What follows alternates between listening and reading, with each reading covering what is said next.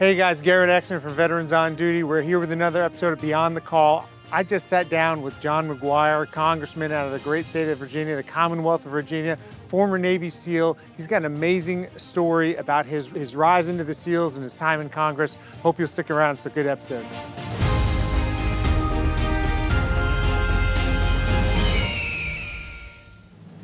Congressman McGuire, thank you so much for joining us on Beyond the Call. It's an honor to meet you and be able to get spend some time with you. I'd like to jump right in, kind of ask you about your time in service. What drove you to become a Navy SEAL? Well, you may or may not know I was abandoned when I was 5 years old. The police found me and my sister downtown Richmond on the side of the road. And I don't remember this, but my Aunt Mary said I had stepped on a nail and one foot was twice the size of the other, and I was covered in dirt. Mm-hmm. I remember the police officer who found us gave me something called rock candy. I haven't seen it since, but it looked like salt. So imagine you're a kid, someone's trying to give you salt, but it's really sweet. But we ended up in foster homes. We were separated after the first one, 9 different elementary schools. But my grandfather fought in World War II. Toughest man I ever met. Mm-hmm. He rescued me and my sister. Him and my grandmother had raised their children. But my grandfather and my grandmother rescued me and my sister, brought us together and raised us until my dad got sober. And my grandfather was the toughest man I ever met. I mean, he was about discipline. He taught me discipline, service, and sacrifice, and love of country. We live in the greatest country ever. Mm-hmm. It's because of our freedoms, our God-given rights. And one day I came running home from a big bully at a bus stop. And my grandfather met me at the front door. He said, "Boy, what you running from?" I said, "That kid who's twice my size." He said, "Who are you more afraid of, me or him?" I caught that boy by the tennis square. I beat the crap out of him. But he taught me to stand up for what you believe in. If you don't stand up, you'll fall for anything. But when the kids were reading kids' books, I was reading Guadalcanal Diary, Battle of Iwo Jima, Battle of the Bulge, and all those things. And so I think my grandfather inspired me to serve. So let's fast forward. In high school, there was a movie called Top Gun. Mm-hmm. You know, the girls, the motorcycles, the airplanes, everything that you would like. And so I decided I wanted to be a pilot. And my grades weren't great, but I took celestial air navigation. I took aerodynamics. I did very well, even though math and science and everything wasn't so great. And I took karate in high school. And my sensei was a Green Beret in Vietnam. And he said, "Why do you want to be a pilot? If you become a Green Beret, you are a weapon." So you know what I said? "Nah, I want to fly jets." And then one day, somebody gave me a magazine called Gung Ho. It said Toughest Men Alive, Navy SEALs. It said 200 men per class, usually 20 graduate, one class graduate, 0 out of 200. Mm-hmm. Talked about sniper rifles and machine guns and explosives and scuba diving and skydiving, anything that any red-blooded American boy would like, right? Yeah. So I took this magazine to my sensei. I said, "What about these guys?" And he said, "They're a bunch of crazy MFers. And by the way, you're too small and you can never do it." But I knew I wanted to serve. And when I listened to Ronald Reagan talk about American exceptionalism, he talked about being part of something bigger than yourself. You remember he talked about building a 600-ship Navy? Mm-hmm. You know, I was looking for a way to serve. I think all of those ingredients came together to me volunteering, signing up to the Navy to become a Navy SEAL. So you served for 10 years. Tell us about your transition out of the military. What happens? You know, you have a horrific accident. There's a long road to recovery. I'd love to get into kind of all of that. But maybe before that, tell me, what do you think are the characteristics that made you successful as a SEAL, that makes anyone successful as a SEAL, or maybe in the military in general? No, I think resilience, perseverance, never quit. Mm-hmm. I always tell young people, you know, I've helped many young men become Navy SEALs or Secret Service or MARSOC or Green Berets that train on my farm. And I tell them, when you fall down, you get back up. Mm-hmm. And you fall down again, what do? You get back up. As long as you always get back up, you're always in the fight. There are plenty of people smarter than me, plenty of people stronger than me, not as successful as me. Mm-hmm. It's because I'm relentless. And I think that work ethic came from, you know, my childhood, bouncing around foster homes. You know, one time I was in a room with 8 boys, bunk beds. I was probably 8 years old at the time, and the oldest was 16. I used to get beat up a lot. So I used to roll around the floor. Even though I got beat up, I used to fight, and I became very scrappy, which maybe I didn't win some of the fights, but they were like, I'm not going to win, but he's going to put a hurt on me. Maybe I'll just leave him alone. So I don't know if that's part of it, but I think being, just resilient, don't quit. I think that certainly is a good one. Do you think you have to be humble to have resilience, or do you think some of it comes from confidence as well? Well, I think confidence is very important, but being humble is very important. In the Navy SEALs, and I'm sure every military unit, they teach us that if you're not humble, you can get everyone on the team killed. No matter how good you are, there's always somebody better. And so what I always say in politics is, we got 5-year, 10-year, 20-year, 30-year problems solved in the Virginia State House. And people that had been around longer than me said, why do you think you can solve that? We spent 20 years on it. And I'm like, well, that's, I didn't solve it. First of all, it wasn't my idea. It was we as a team solved the idea. So I just say, if you treat people with respect, put your differences aside, and work as a team, you can sometimes turn a no into a yes, or impossible to a possible. And I think that's our success. Do you have one story that stands out from your time in service that you kind of carry with you today? Something that happened, good or bad, that you hold on to now, that maybe helps you in your current jobs? Jeez, I probably got a million of them. I remember when I went to sniper school, I became one of the younger snipers in Navy SEAL history. And when you get to SEAL Team 4, there's a waiting list to go to sniper school. Every Navy SEAL wants to go to sniper school. And if you're not a sniper, you can't even touch a sniper rifle. It's in a metal box with a metal serialized band on it, so you can't even open it because it's got to be ready for war. And they couldn't find a support guy to inventory weapons and explosives for East Coast sustainment training. So they asked me if I would do it. And you wouldn't ask a SEAL to do that, but he couldn't find a support guy. So I didn't want to do it, but I pretended like I did. I said, yes, I'll be the best guy you ever had. But in my mind, I didn't want to do it. And so the black team leader goes, will you pack an extra sniper rifle? And I said, sure, what's that for? You can plink with it while we're training. So had I had a bad attitude, he might not have put an extra rifle in there.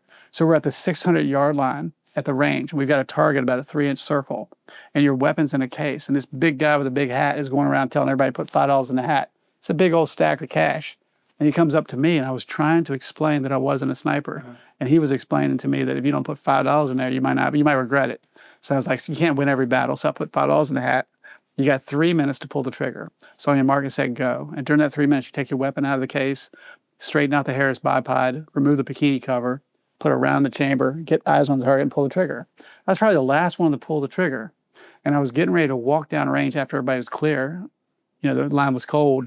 And to check targets, and they go, hey, guys, we're going to jump in these Suburbans and go. I was like, oh, that's how the other half lives. So we drove these Suburbans down and checked the targets, and they gave me all the money. And I thought they were making fun of me. But I won. I got, I was closest to center at 6 football fields. And it was luck. Only thing I did was put my crosshairs on the target and pull the trigger. And then, so people came up to me and started asking me advice. I didn't know what wind or mirage or anything was at the time. I just put the crosshairs on the trigger, on the target, and pull the trigger. And so then the black team leader goes, you want to go to sniper school? I went like this. Because there was a waiting line, right? So I think that the message here is having a good attitude. You can control your effort and attitude. Yeah. And my good attitude and my hard work effort put me in the right place at the right time to go to sniper school. And I did very well there. Certainly people way better than me. But people asked the leader, why did he cut the waiting line? And he said, talent trumps the waiting line. But really what it was is having a good attitude. I could have said, hey, I'm a Navy SEAL, I'm not a weapons guy. I could have done that and not had to go. But I said, yes, I'm going to inventory these weapons, repair these weapons, count the ammunition, and do all that stuff, even though I maybe didn't really want to do it. And I just had a good attitude, and I got lucky. But by having a good attitude and controlling your effort, it put me in a place where I got that opportunity. I love that story. It reminds me that we used to have a saying, like, somebody's got to take out the trash. Somebody in the team is taking out the trash, and then the best person is the person that's not asked to do it. They're just going and doing it.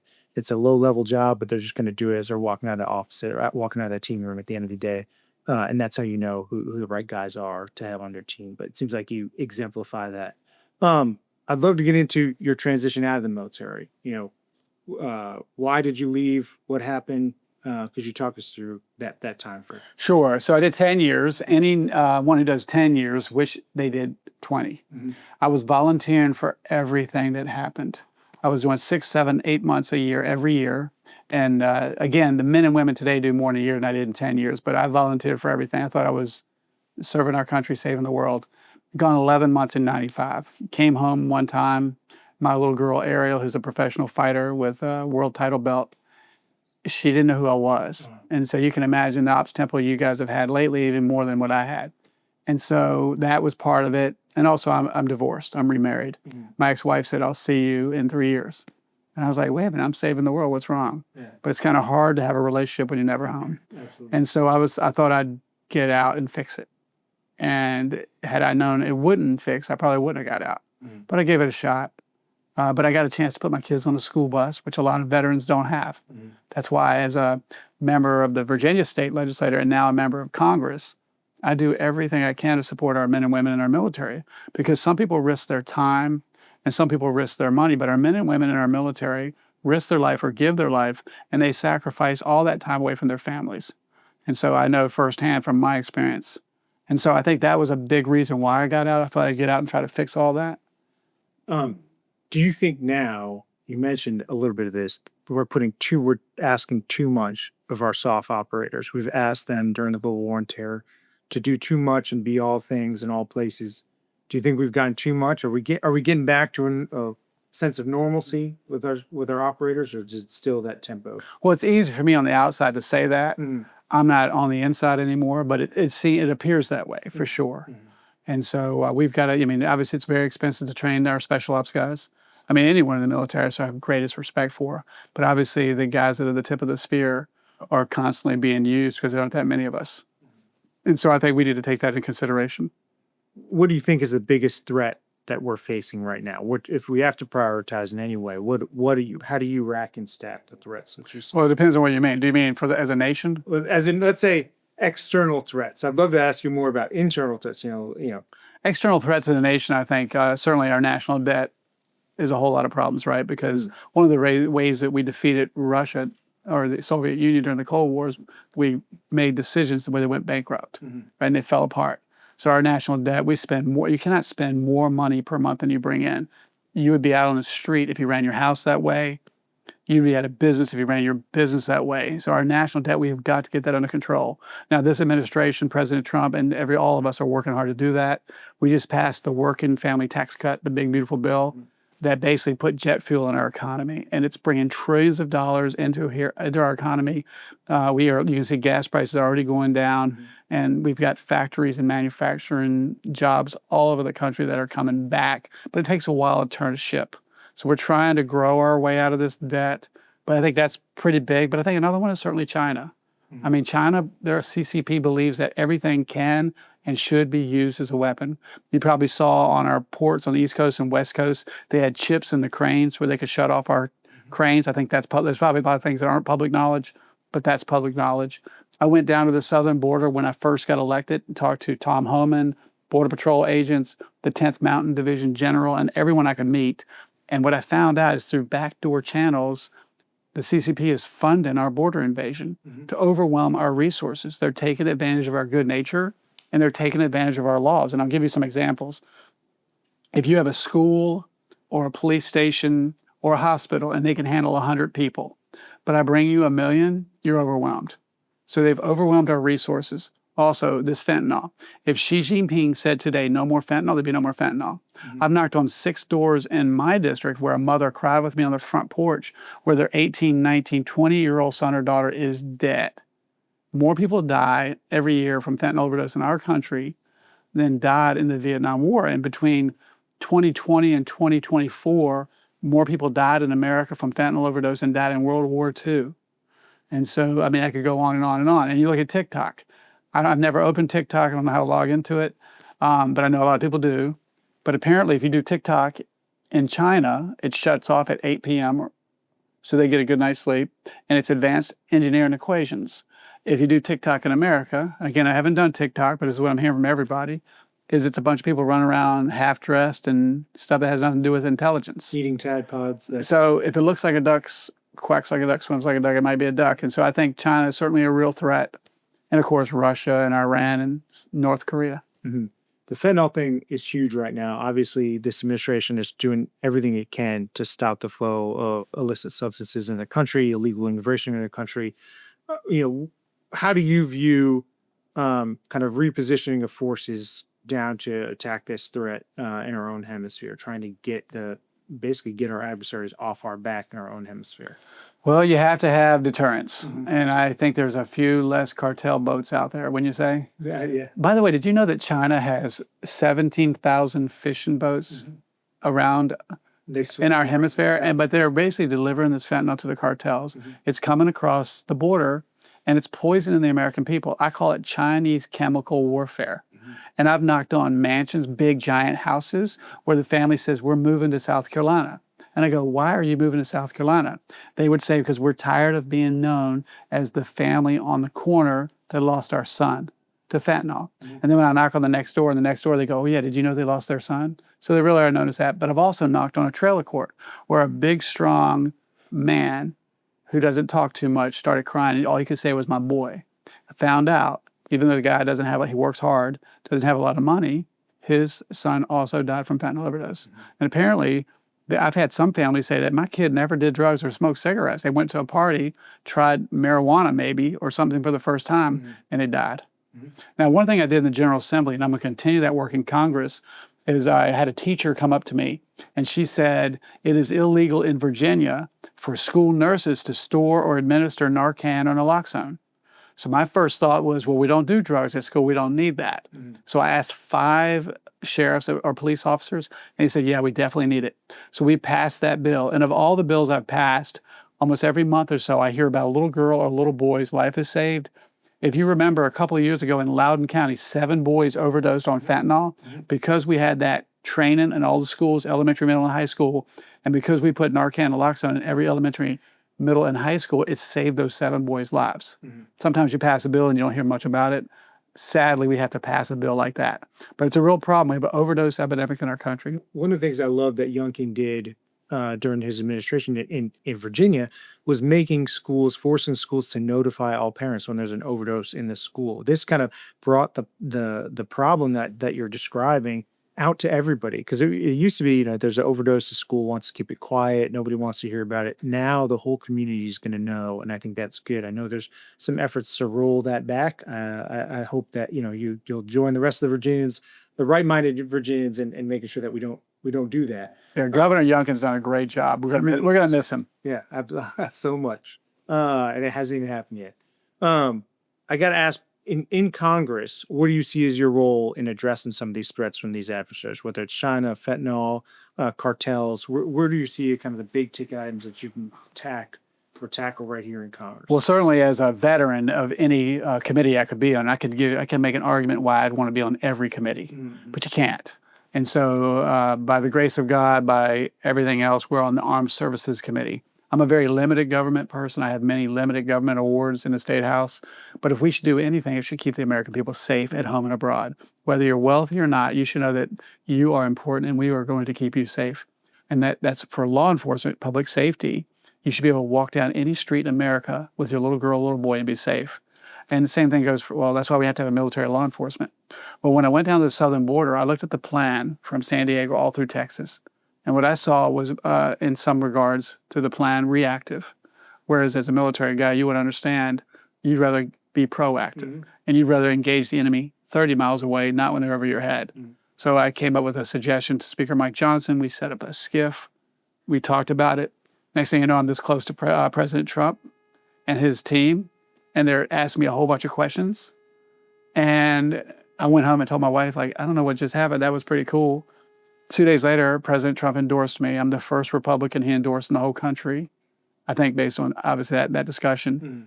But then a few weeks later, he did an executive order with my language in it, which Speaker Mike Johnson, says a freshman, that's a pretty big deal. Yeah. So, but basically, this executive order will keep American law enforcement men and women and military men and women and Americans safe, not just on the border, but every county, city, and town in America. Mm. It's policy with regards to counter-drone policy. Nice.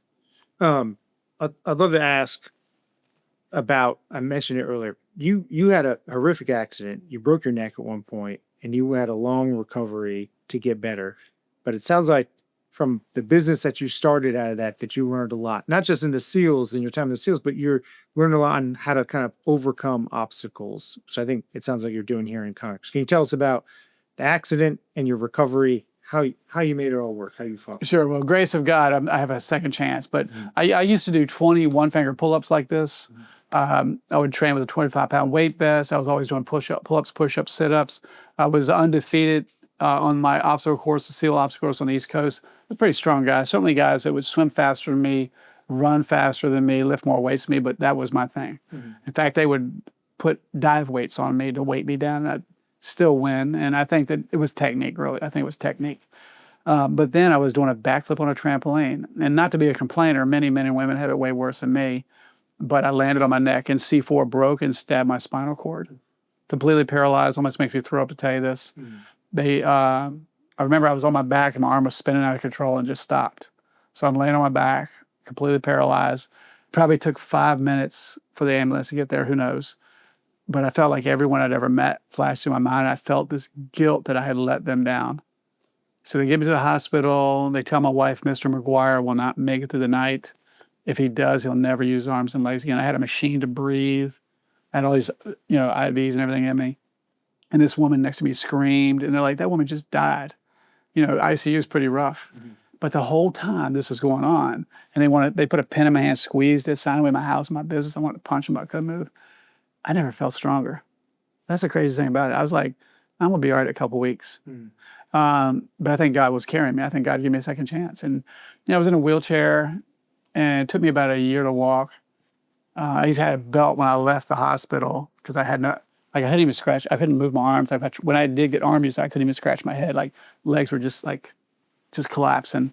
But I refused to have a wheelchair because, I didn't see myself in a wheelchair, which probably wasn't the smartest thing. So when I get home, I would crawl like 3 feet with, fingernails, my teeth, whatever, just to crawl. I'd just fall asleep for 30 minutes, wake up and crawl another 3 feet. And I think that kind of made me strong. Maybe it was stupid. But week after week, I got a little bit stronger. It took me about a year to walk. I still got a weak right leg, weak right arm. But when people say, are you having a bad day? I tell them every day is Christmas. I'm not in a wheelchair. And so I just think that it could always be worse. And I told my doctor I got 80 years to work on it. How did that experience help you build the business that you did and teaching young men and women how to succeed in athletic endeavors and physical endeavors? Well, you got to remember, I started my business in September 1998. This happened in 2006. Okay. So my business was at its peak. 220 people per class in my fitness classes. We had 2 women go to the doctor because they thought they had a tumor, and the doctor said, ma'am, that's a muscle. We have a 320-pound mother, lost 160 pounds, ran a half marathon, and we've helped men and women go off to become fighter pilots, Navy SEALs, Green Berets. So the business is great. We're helping athletic teams win championships, and then boom, it all came to a crash with me breaking my neck. How many championships is your business responsible? Well, we were a small part, because I'm not a football coach, a basketball coach, small part of 18 Division I championships. That's incredible. But we've been in Sports Illustrated, ESPN, and it's really what anyone in the military would understand. It's about being selfless, not selfish. Yeah. I always tell teams when I'm working with them, if you get to the point where you think you're better than the rest of the team, you're going to be a mediocre team. There are thousands and thousands of mediocre teams, but the difference between the number 1 championship team in the world and number 2 is this much, which tells me the little details they taught us in the military matter. Absolutely. So we tell them if you want respect, you need to give respect, and respect is earned. You got to earn it. Do you think that sentiment, maybe that humility, do you think that permeates the halls of Congress, or do you find yourself still, I don't want to say coaching, but maybe teaching? I'd say Congress is more difficult than the State House, but I'm adapting and I'm learning. But I think everything's about relationships, right? More difficult how? How is it more difficult? Well, in the Virginia State House, I got Policymaker of the Year, Legislator of the Year. We solved 5-year, 10-year, 20-year, 30-year problems. It's all kinds of articles about my first week. The newspaper said, Freshman McGuire just solved an 8-year problem in 2 days and saved Virginia $100 million. But that's not true. The truth is someone like you gave me the idea, I wrote it down, and I put the right people in the room, and I go, what do you think What do you, and we did like 2 laps and not me, but we solved the problem. But in Virginia legislature, you have 1 issue or germaneness per bill. So it's black or white. Up in Congress, you and I could be working on a bill for 8 months and we're high-fiving each other and it's perfect. We're like, this is great.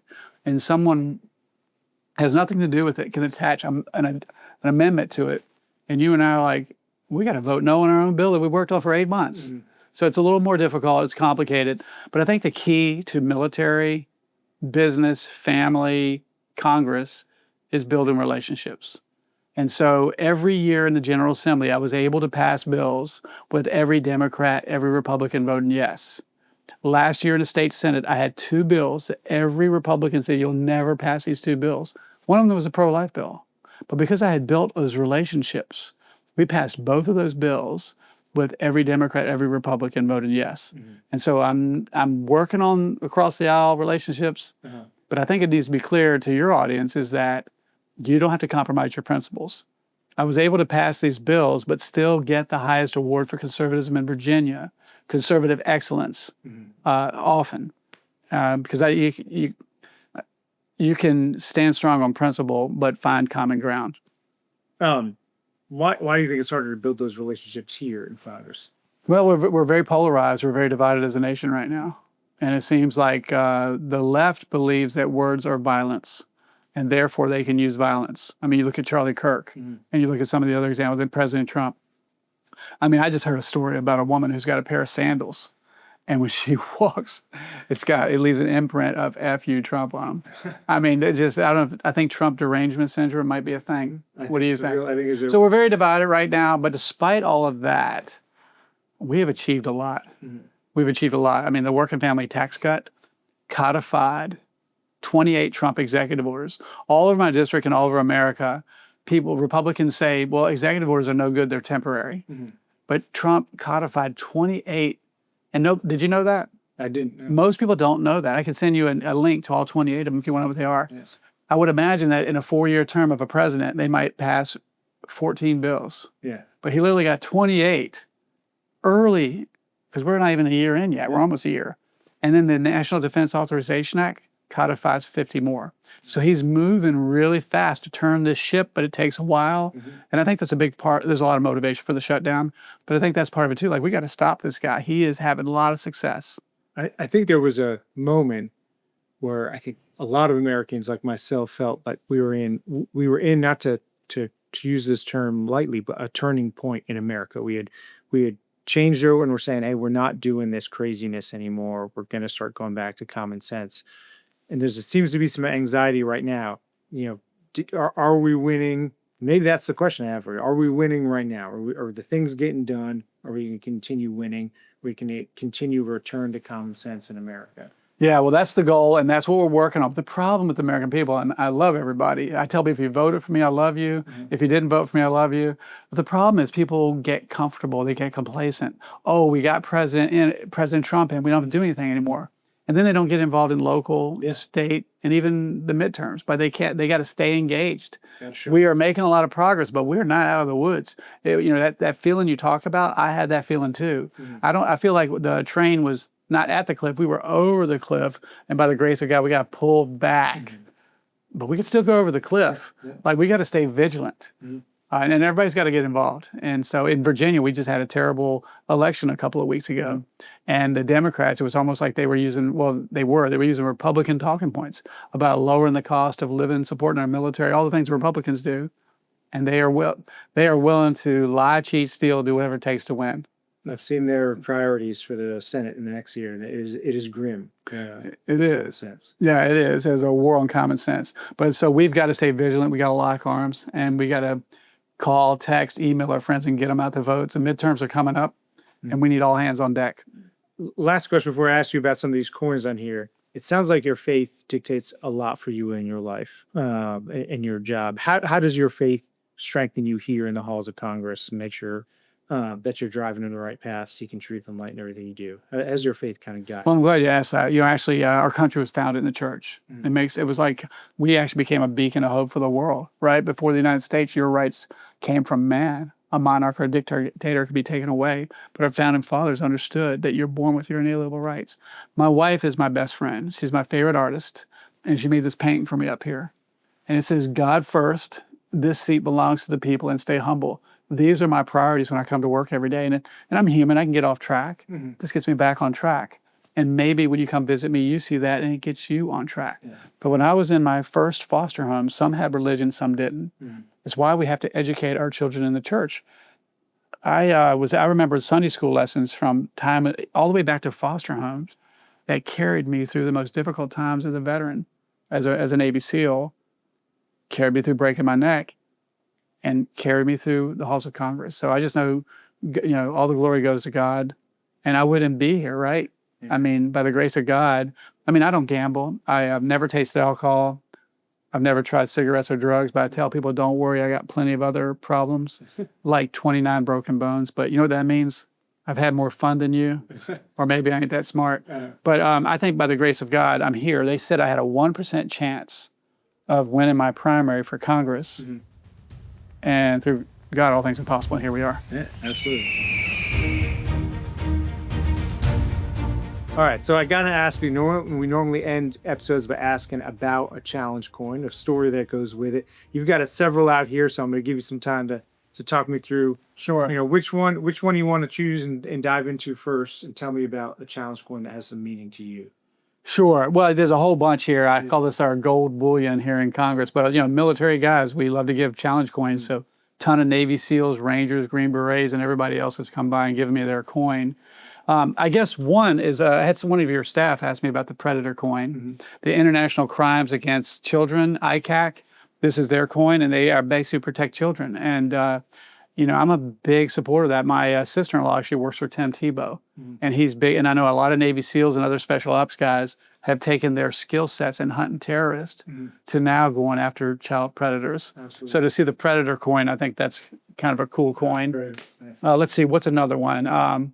This is my son's coin. I should have asked you. I meant to ask you about your son's service. So, not only did you serve and you continue to serve, but your son has served. Yeah, he's in the Navy. I don't want to give too much about what he's doing in the Navy right now, but this is the Navy SEAL dry dock shelter in Hawaii. He's a diver, and they give you 2 years to get your dive quals, but he's a hard worker. He did his in a year. He got picked up by the SEAL teams and became one of their support divers out in Hawaii. But I think it's unique, the size. There's only one other coin that I've seen that's bigger.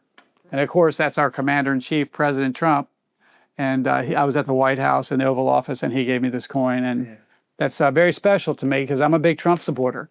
During my election, Republican was afraid I would lose. He said, you better not put a Trump flag on your pickup truck or you'll lose. So I put 2 Trump flags on my pickup truck, and we won. So I'm a big Trump supporter. And the reason is he says what he means what he says. Another one is the Commandant of the U.S. Marine Corps. I always joke. I did a mission with 80 Marines and 4 Navy SEALs in Southcom. We did a lot of counter-drug missions. They treated us like family, so I'm a big fan of the Marine Corps. But I met the Commandant of the Marine Corps, and he said, our job is to stick a bayonet in the heart of our enemies, not all this other woke stuff. So I'm a big fan of him. I went to Israel with a freshman class in August, and their version of the Navy SEALs, they have bat wings. And when they saw my Navy SEAL trident, one of their most notable SEALs came up and gave me. And they're doing some great work right now. They've got a great history.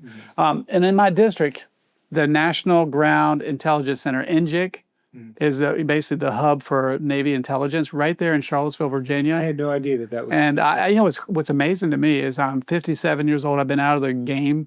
I'm getting up to speed fast every day. It's like being in college. But when I went there, I was surprised at how many people knew me. Nice. So it's an honor to be able to do that. And then I might need to buff up the size of my coin, but my wife is my favorite artist. She made this coin for me, and I don't know how they did it, but they found an old picture of me with a sniper rifle and put it on the coin. They've got the American flag, the Virginia flag, the Navy SEAL trident, and it has those words, father, Navy SEAL, business owner, and it says, God first, the seat belongs to people, and stay humble. And of course, it's got Ephesians, the full armor of God. So nice. I don't know if we got a whole bunch of coins we could talk about. Awesome. I got to say, I think you are blessed to represent one of the most beautiful districts in the whole country. That area of Virginia is amazing. I don't spend enough time there. I need to get down there more often. It's the gateway to the Bill of Rights. In my district, We're getting ready to celebrate 250 years.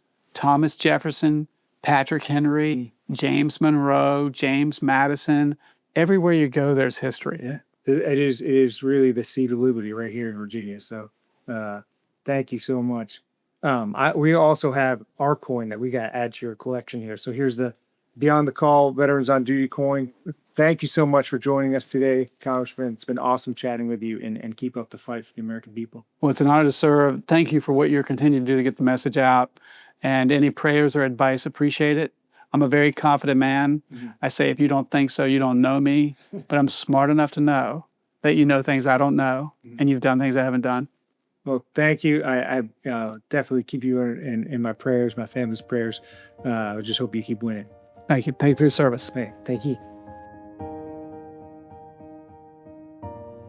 Here at Veterans on Duty, we are a policy advocacy organization focused on making sure our military is strong, lethal, and focused. All of that, of course, is about making sure America is safe, strong, and free. Those are the values that we hold dear at Vets on Duty, and that's why we're going to be sitting down with different leaders, veterans, policymakers, even some elected officials in our Beyond the Call video series. Stay tuned and join us.